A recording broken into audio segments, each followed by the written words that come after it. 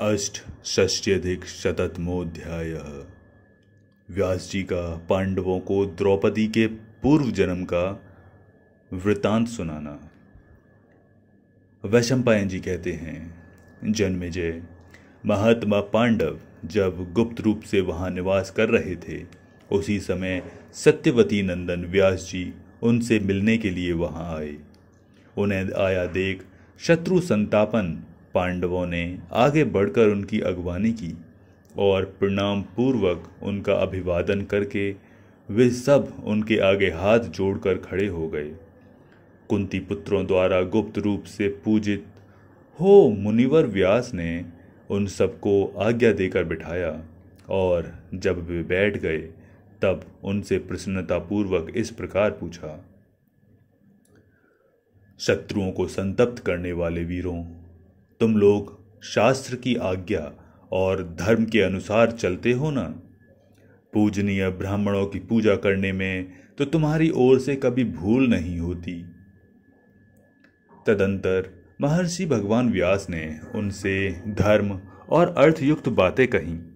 फिर विचित्र विचित्र कथाएं सुनाकर वे पुनः उनसे इस प्रकार बोले।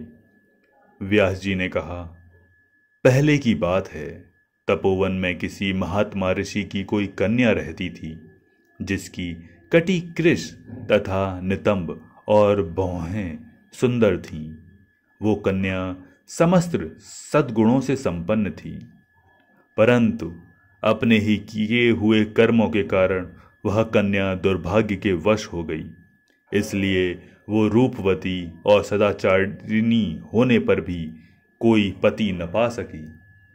तब पति के लिए दुखी होकर उसने तपस्या प्रारंभ की और कहते हैं, उग्र तपस्या के द्वारा उसने भगवान शंकर को प्रसन्न कर लिया। उस पर संतुष्ट हो भगवान शंकर ने उस यशस्विनी कन्या से कहा, शुभे, तुम्हारा कल्याण हो, तुम कोई वर मांगो, मैं तुम्हें वर देने के लिए आया हूं। तब उसने भगवान शंकर से अपने लिए हितकर वचन कहा, प्रभो, मैं सर्वगुण संपन्न पति चाहती हूं। इस वाक्य को उसने बार बार दोहराया। तब वक्ताओं में श्रेष्ठ भगवान शिव ने उससे कहा, भद्रे, तुम्हारे 5 भरतवंशी पति होंगे। उनके ऐसा कहने पर वो कन्या उन वरदायक देवता भगवान शिव से इस प्रकार बोली, देव प्रभु, मैं आपकी कृपा से एक ही पति चाहती हूँ।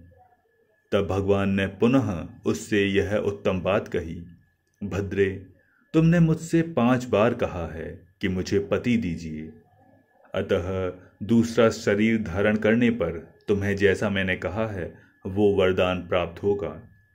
वही देवरूपिणी कन्या राजा द्रुपद के कुल में उत्पन्न हुई है। वो महाराज प्रीशत की पौत्री सती साध्वी कृष्णा तुम लोगों की पत्नी नियत की गई है। अतः महाबली वीरों, अब तुम पंचाल नगर में जाकर रहो। द्रौपदी को पाकर तुम सब लोग सुखी होोगे, इसमें संशय नहीं है। महान सौभाग्यशाली और महातपस्वी पितामह व्यास जी पांडवों से ऐसा कहकर उन सब से और कुंती से विदा ले वहां से चल दिए।